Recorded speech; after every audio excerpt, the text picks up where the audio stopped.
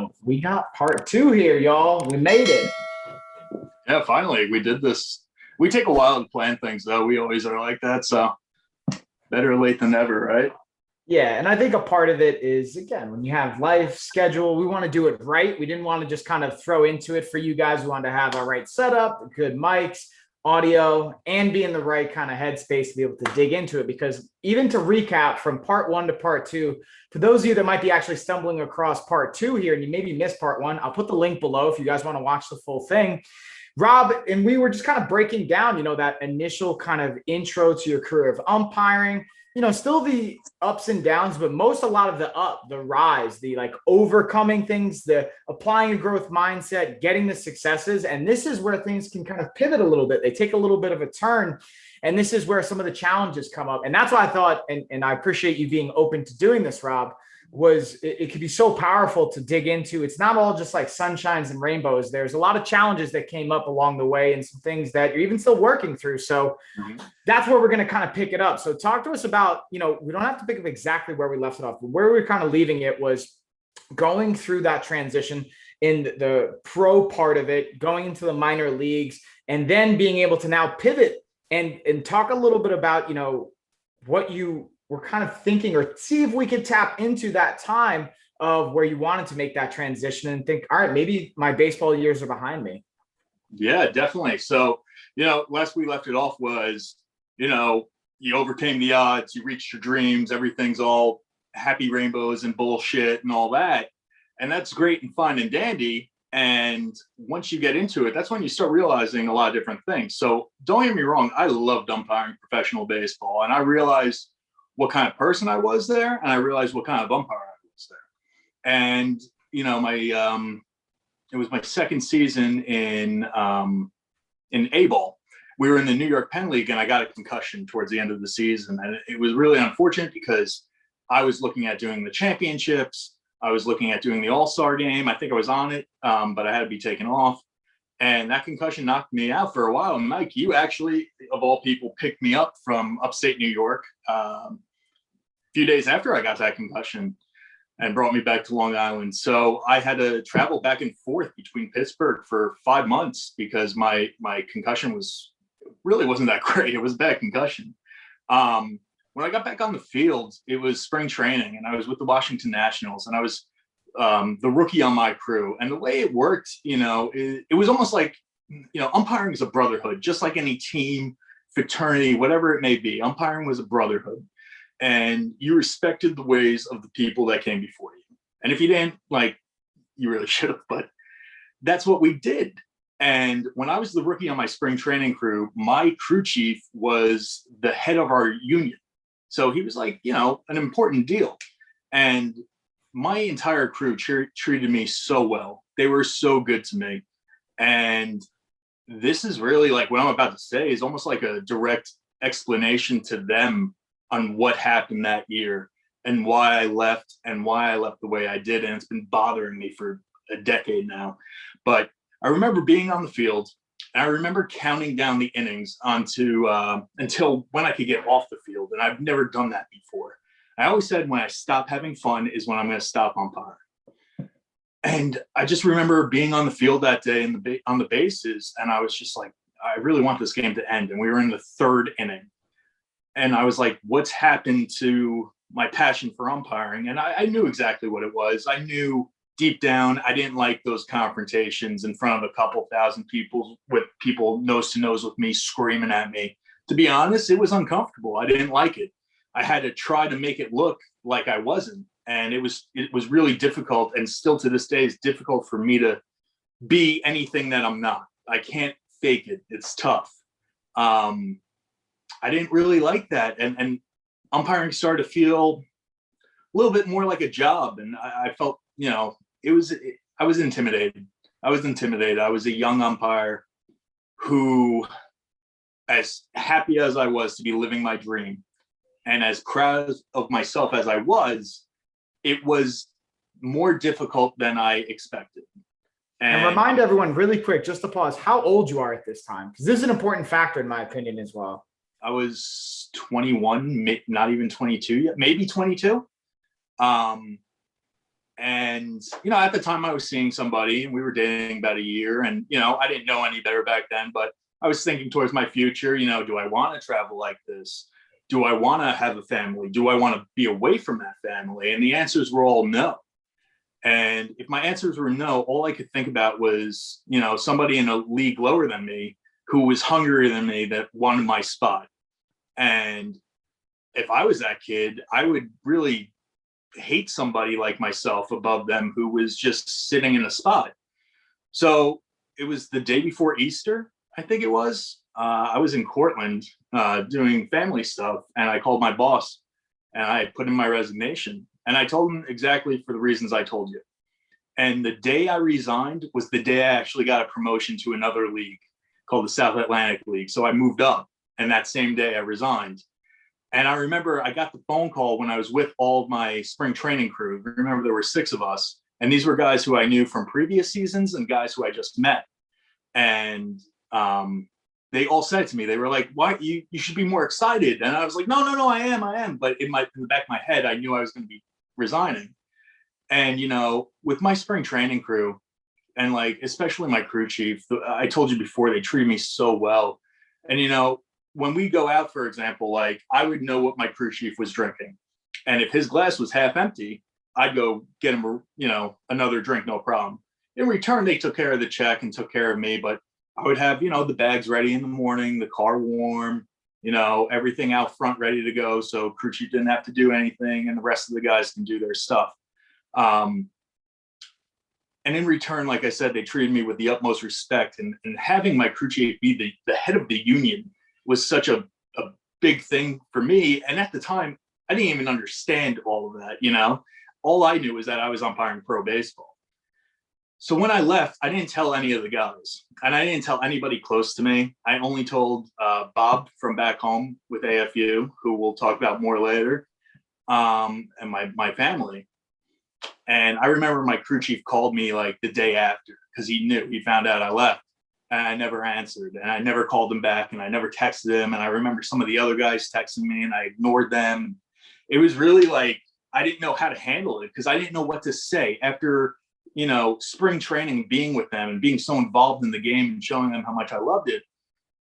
All of a sudden, the last few games, I'm like, oh, guess what? I don't like it anymore. Now I'm going to leave. Even though I've explained to you, this is what I've been wanting to do my whole life.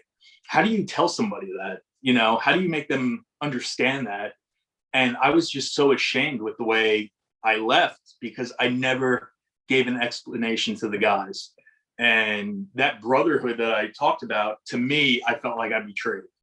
And I always really felt bad about that. But yeah, I guess, at the time, I was so confused. And all I knew was that I didn't want to be there in that time, and that somebody else would be better in my position. And I just felt like that was the best way to go out. But I wish I handled it different. I wish I was more open about it with people. I wish I spoke about how I was feeling at the time with other umpires. I don't regret leaving, but I regret just not being as open about it as I could have been. Yeah, and I was kind of now bringing it back to unpack a bit of what you said there, and to tie it back into even to what we talked about in part 1, and just what I know about you as a person, of how hard you've worked, and just the kind of not only work ethic, but the traits and qualities and values you have within yourself. And like you said, with it being a brotherhood and all the things that you sacrificed, and like the kind of, even just the rapport that you built, again, that pressure you can kind of feel of like, well, how do I even do this? How do I then, and like you said, what kind of came to my mind is almost like, like just ripping a Band-Aid off instead of like slowly pulling it off. You just kind of got to cut ties and move forward, because it was such a hard decision. And like, you could see, even I could see it, at least I can't speak for everyone else around you, but like, you could kind of see like very clearly, especially anyone that knows you, is like how it weighed on you and the thought process. And even like, again, I know you mentioned not wanting that necessary controversy or having that conflict in your face, which is a huge variable amongst many other things. Because again, I go back to, you were 21, 22. Think about everyone else watching there. Like, think about if you're not 21, 22, like even where you're at now, but when you were 20, 21, 22, like, dude, you were working with the best in your field at the highest level of a profession trying to make a career out of something, while like most kids are just either like in college or getting out of college and trying to still figure out their life and making that transition. And it's a weird component, and there's a lot to ask of such a young age and that maturity to do it. So I think even just by being willing to do this, and that's why I was like so excited, maybe excited is not the best word, but really open to you doing this and wanting to have this platform because of that and to provide that opportunity to do it. And, we talk about age, like the only thing I was thinking about at that age was, am I having fun umpiring? I'm 33 now. If I could go back and change things, I probably would do things a little differently. I probably would ask myself more things like, well, you're umpiring baseball. You're 33, you're making X amount of money and you're with the boys, that would be a factor. But at the end of the day, what made me leave was, I didn't really like having guys in my face. I didn't really like being confrontational. I didn't like that pressure. I just wanted to umpire. Umpiring has always been something I did that was fun. It made me just feel great. I can't express it. I just love to umpire. But at that point, I wasn't having as much fun, and that's all I was thinking about at the time. And I don't regret that either, because at the end of the day, I want to do something that I'm having fun with and something that I love. But, that happened, and that was a big learning experience. And then I remember that next year, I wanted to make sure I didn't make a mistake. So I went to an independent league with the Long Island Ducks called the Atlantic League. And I went there and I wasn't feeling it either. And that's when I knew my passion to be a professional umpire had been fulfilled. I'm proud to say I did it. I'm proud to say I accomplished it. But it's not the storied career I thought I was going to have. And dealing with that after leaving was the hardest process of them all. And it took a long time to really get over and get back to basics, so that's what happened with that. And even just pulling back, because I think, again, to look at this from that angle of, again, you reached the goal, which is, especially at 22, like let's even say 23 after the independent league, and you realize like, all right, now I have to make this transition. Like, I think a lot of people out there can relate. And I think it takes a lot of courage and a lot of strength to be able to not only, first off, realize your dream, to have a dream from 15, 14 years old, even like 12, if you really want to go back to like when you first started umpiring, like you talked about in part one, but to then realize it and then to acknowledge in your own mind, like, all right, I got what I wanted from this. I had certain principles in place that I wanted to make sure I was maintaining. And the quality of life now is not something I want. Like, it's not leading me to the quality of life that I want. And being able to take action on that, because a lot of people, I'm sure even watching this, and I see a lot of people living their day-to-day lives out of fear because they're like, well, I've put so much into this, even though it's not what I want anymore. This is what's expected of me. This is what I was supposed to do. This is what I told myself I was going to do. And instead of doing something that makes them happy and shifting that focus, they just keep grinding and basically wearing themselves down. So I wonder, even like, I know this sounds weird to look at it as a positive or a strength from the situation, but what do you attribute the ability to even doing that to being able to walk away and have that mindset and strength to do that? I mean, you got to be self-aware, at the end of the day, like, I wasn't happy anymore, but I was even unhappier knowing that I was going to be an umpire just there to be there. I never wanted to be that. And I don't know many umpires in there, in the game back then or now even, who are there just to be there. It's not a thankful job. It's a thankless job. You got to love what you do.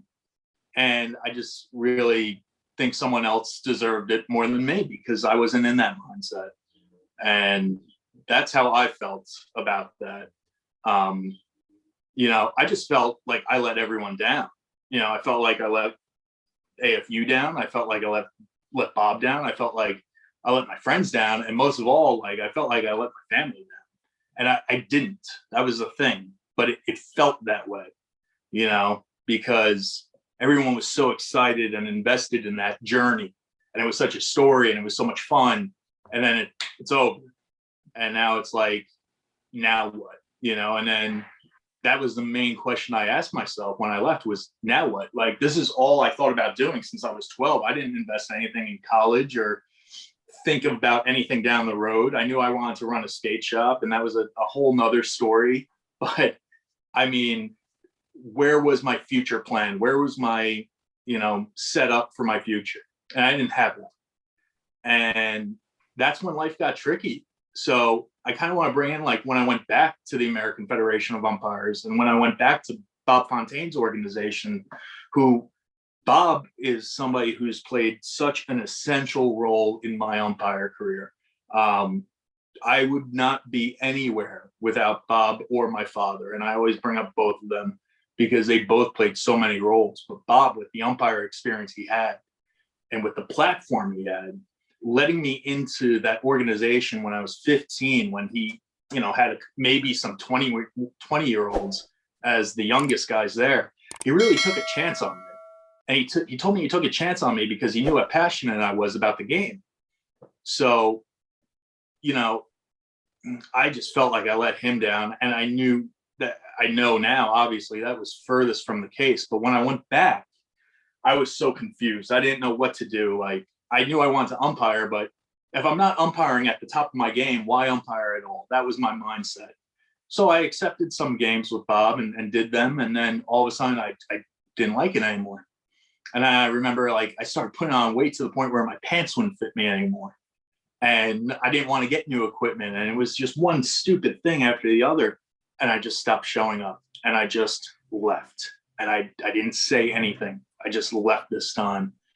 And that dealing with that was harder than dealing with the pros, because these are people who I had established relationships with for well over a decade.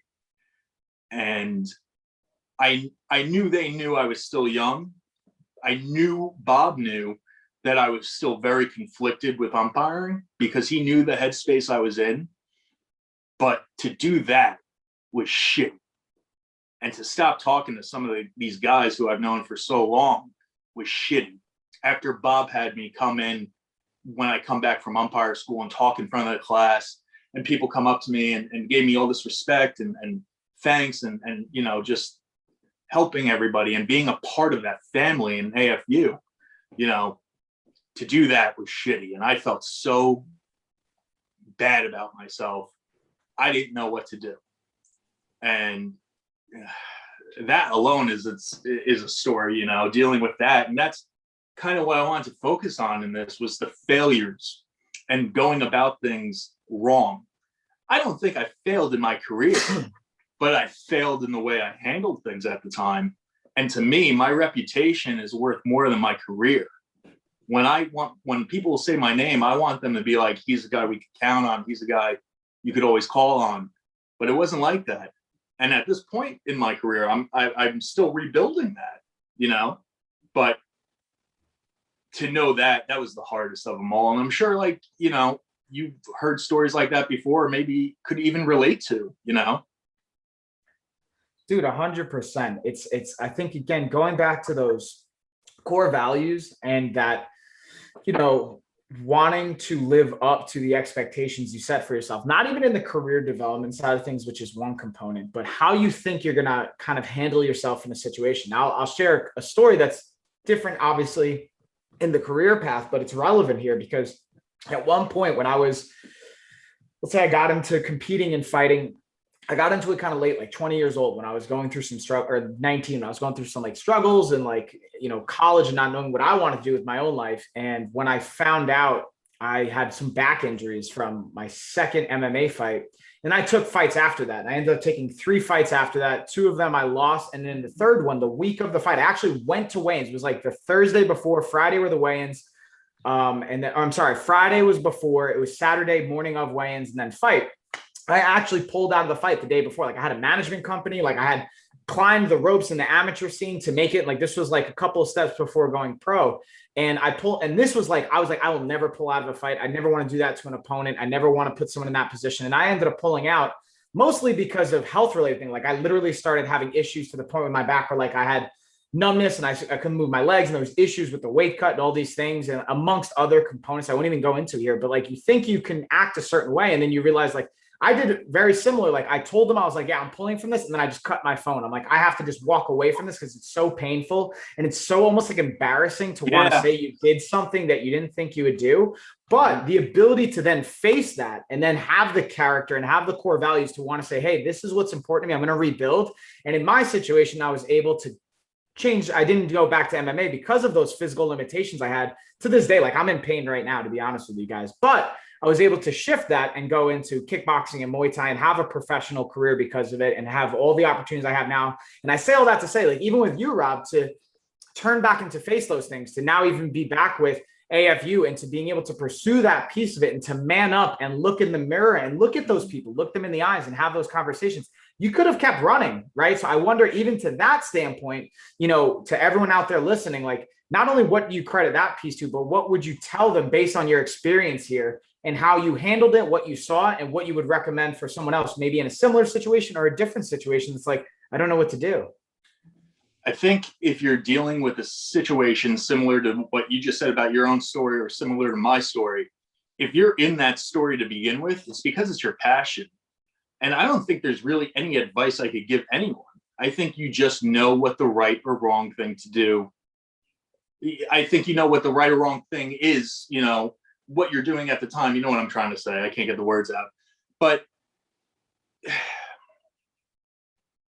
you want your reputation and your passion to be good. I don't know anyone who has a passion who doesn't want that themselves to have a good reputation, who wants to go into MLB, NHL, NBA and go, I want to be the best ever, but I want to have a shit reputation. Nobody. You've never heard of that in your life. It's all about doing the right or wrong thing for yourself at the end of the day. And I don't have any advice.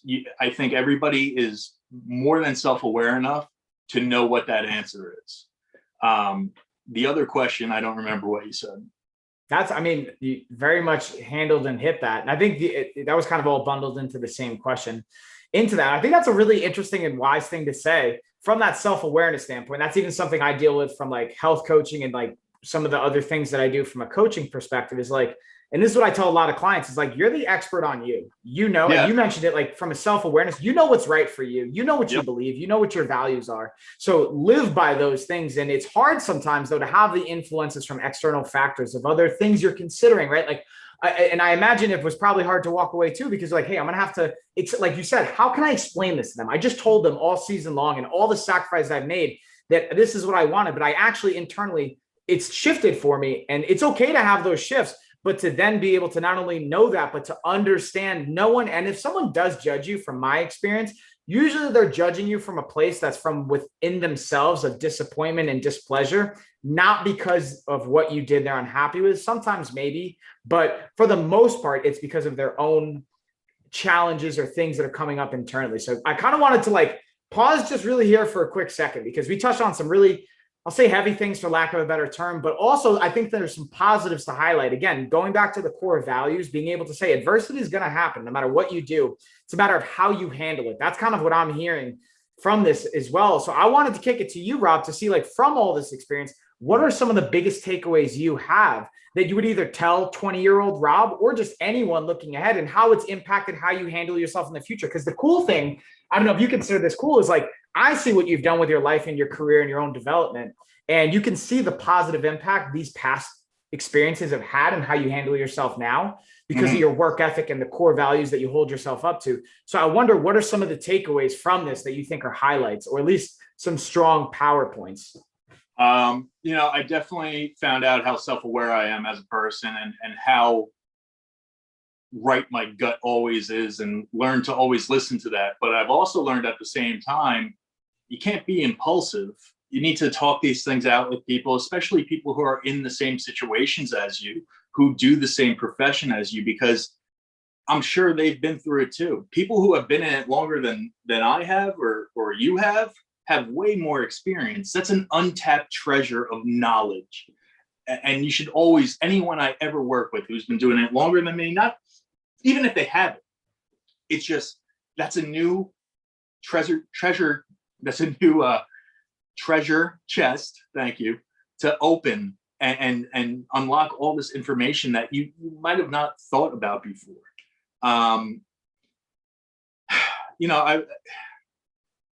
it's all about how you carry yourself, and don't expect to get respect when you're not respecting yourself and you're not respecting what you're doing.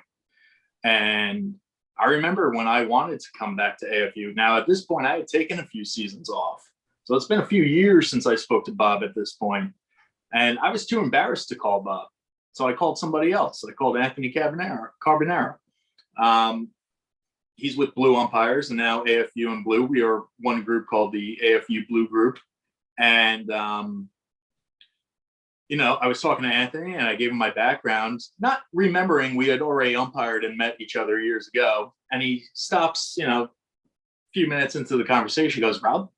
I go, "Yeah." He goes, "It's me." I go, "Anthony?" He goes, "Yeah." He goes, "Why are you calling me?" He goes, "Why don't you call Bob?" I go, "Holy crap, Anthony." I go, I messed up. I told him what I did and how I felt a little bit. He's like, "Dude, just call him. Trust me." So I went for a walk and I called up Bob, and I said to him, "I got a lot to say, but the first thing is I am sorry with how I handled everything a few seasons ago and how I just stopped showing up." I go, "I don't know what more to say besides I was in a very confused headspace and made wrong choices." And he said, "That's all you had to say. Welcome back." And I was with him. And then, when I went back, I did a season or two, and I said, I want to work a lighter schedule. And they understood. And now, I'm with them still, and I'm umpiring with them now.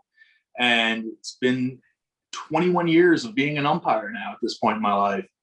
And now, I'm having fun on the field. Now I'm working a schedule that works for me, that doesn't overload me, where I don't burn myself out, because this is one of the first times where I'm on the field where I'm not evaluating myself, where I'm not like, "Oh, is my toe pointed towards the base correctly?" Or, "Oh, how is my mechanic on that?" Or, "Oh, I got to beat myself up and do this." Don't get me wrong. I'm always self-improving, and I always will, but I'm back to basics. I feel like I'm 12 years old again, back on the Little League field, just umpiring and having fun. And, it's finally nice to admit to Bob and Anthony and the guys, my 15 minutes of fame ended a long time ago. And I think that was really a hard thing to adjust to, because it was like growing up I felt like the man, and now I'm not really the man anymore. And that's fine, because I always umpired. And this goes back to why I left the minors. I left because I wasn't having fun anymore. Now I'm having fun. Now I'm working with new umpires and guys who want to learn new things. And I'm at a point where I have that knowledge and I have that experience where I can offer them my own, knowledge and be that guy for guys who came before me and taught me. And I told them, I said, all I want to do at this point is help my organization, who has stuck by me for 18 years, who has never turned their back on me, who has always welcomed me back with open arms. I just want to come back and help. And, I don't care if I have to work a 12-year-old game. I don't care if I have to work a college game. Like, whatever help you guys need and whatever umpires you want me to work with to help, even if you don't, that's fine. I just want to umpire. And now at this point, I get that. And it's awesome and I'm having fun. But don't get me wrong, like, I still feel to this day that I am rebuilding my reputation in AFU, because I think I should. Like, I fucked up, plain and simple. I went about things the way I left minor league baseball and the way I just stopped umpiring with AFU completely. I fucked up and handled it the wrong way. And the only way to show that, that's not you anymore is just to keep showing up. And that goes back to what I said in the last time we spoke. Like, if you want to be successful, and I've always told you this, just show up. But when you stop showing up, you can't do shit. And I stopped showing up. And that's why I failed. But I don't know. It felt good to get all that stuff out, though. Powerful knowledge being dropped, Rob. And I think, again, there's I say unpack a lot, and there's a lot to unpack there. And I think one of the things that is kind of resonating with me that I'm curious to hear, if I'm just kind of hearing you right, and if this is going to make sense, is the pressure that you can put on yourself, not just you, but in general, us as people can put on ourselves when you feel like you're at the top, when you're that big fish in the small pond, or big fish in any pond, or you have that kind of cloud. Yeah. That pressure you can put on yourself. Like, champs feel this a lot. And like, even when I was fighting and when I had my undefeated record, like, I was fortunate enough, I decided to retire. So I was retiring undefeated, but like there's a pressure that comes with that. And champions will share that. Anyone, I think you got like everyone listening could probably relate this to one capacity or another, is feeling pressure of expectations of like, all right, you've set the bar really high. Now there's pressure to be able to maintain and see that through. And it can almost be a sense of relief to finally let that get off of you and to wash over. And even by having this conversation, it kind of seems like being able to put that out there, right? To be able to share this message and be able to say like, all right, I'm finally acknowledging all these things and letting go of a lot of that. That can just feel like a great release. And to your point, I think it speaks to your character to want to continuously focus on rebuilding the reputation, where some people are gonna be like, all right, I got Bob's approval. Okay. Like I can move on with my life. And one thing you've mentioned to me, even off of calls like this, is just being able to pass along feedback. And that's so, I think, valuable beyond maybe what we will know in the moment. But think about all the people that have helped you. And now think about the opportunity you're getting by paying that forward and the willingness you have with that. This last weekend, I got to the field and there were like 6 guys in college umpiring with us, and I never met them before. And I was like, this is so awesome to see like new umpires. And then I realized like, oh, I'm like the old guy here now. And like, I'm the one who's been doing this. And to be able to just talk to them and bullshit and share experiences was awesome. I love stuff like that. I just love to umpire, but now I get to do it on Long Island, not really having a crazy travel schedule, still being able to see my friends and family. And I get to not work every single day, you know, like it's really nice. And I forget I make money doing it. I swear to God, like I forgot to get my cash fee from my guy once. I was like, right, I get paid, you know, and that's the goal. When I did that day, I was like, I'm back where I need to be. I'm having fun again. That was when I knew. But yeah, you know, I'm glad, like, not everything in a story is shit and rainbows. Like, not everything's perfect. And, you know, you see it on social media all the time. And even I'm guilty of this, where sometimes I probably come off way more successful than I am. I'm not. Like, I'm not unsuccessful, but what you see isn't my everyday life. You know, what you see in anybody else's pictures isn't everyday life. Like, everybody has their struggles, and everybody, like, deals with things on a very personal basis, and nobody focuses on the failures. And like, I think it's so important to focus on failure. I don't ever want to hear what I do great. I know what I do great. I don't need a reminder of it. I want to know what I do shitty at. Like, and I want somebody to be upfront and honest with me and tell me, you're somebody who's always been upfront and honest with me and has told me. And when you first started doing that, it was a real hard pill to swallow, but it makes you grow. You know, I remember during the pandemic when I got back into baseball 2 seasons ago, my brother was like, you know, you're not shit anymore as an umpire, right? And I was like, yeah. And he didn't mean it maliciously, I'm sure, but it really made me think. I was like, yeah, my days are over. Like, I'm just another umpire, and that's fine. That's kind of all I want to be. You know, I lived my dream. I got to do everything I wanted to do. That's that. Case closed. Boom. Wrap. And even just to be able to have that mindset of not thinking like, oh, having resentment towards it, being appreciative is what I'm kind of hearing your mindset around, is appreciative to those opportunities, to the people that helped you, and the ability and even the opportunity to pay it forward, and having gratitude towards it. And even to your point, Rob, like this idea of, yeah, like, and I think you captured it perfectly. I was going to say that you took the words out of my mouth on social media, and like, I can be guilty of it. And we share like all the successes and the wins, which are great to share, but, you know, being able to understand and peeling the curtain back, there's a lot of failures. There's a lot of, you know, difficulties that you have to overcome, sacrifices and conflict that comes up. And that's something that I always am passionate with sharing with clients and people. And that's why I try and be not like brutally honest to the point where I'm just hurting people, but being transparent enough so that there can be a perspective when someone's ready for it. And honestly, with you, dude, I've always been transparent because I knew you were able to handle it. I'll be honest, I'm not always as brutally honest with everyone because some people can't handle it, to be honest. Like, the unfortunate reality of this. So that's something I can always speak to you and where you're at, is like, you've always been able to do that. And like you said, like, I know what I'm doing good. Don't tell me that. Tell me where I need to work on. I'm with you on that. And I guess the last thing I want to leave it with was, weird enough person to quote here, to reference, but Steve Harvey of all people, which I think is a really, you know, he's a kind of celebrity and whatnot and has the game show, but he's actually like a very successful entrepreneur, very successful person. And the one thing I saw on social media that was interesting is like, it's like, dude, I still got dirt on me in the sense of like, I've had failures and things that come up and maybe I'm not perfect, but in order for a seed to grow, it's got to be put in the dirt. You can't put a seed in concrete and see it grow. You have to be able to have that dirt, have the failures, like things that I honestly I'm not always proud about every single choice that I've made, but where it's just uncomfortable to go through it, but it makes us who we are in that moment and being able to see where we can go. So I challenge everybody to get some dirt on you with what you just kind of said, Rob. And also I appreciate you coming on to share this because it's not something that everyone would necessarily want to do when it takes a strong person basically to be able to do that. So props to you, man. Thanks for, allowing me to use your platform and get this out there. Cause it is something that I've been wanting to get out there for a while. And we don't even dig to like the nights where you're staying up about it or feeling not well over it.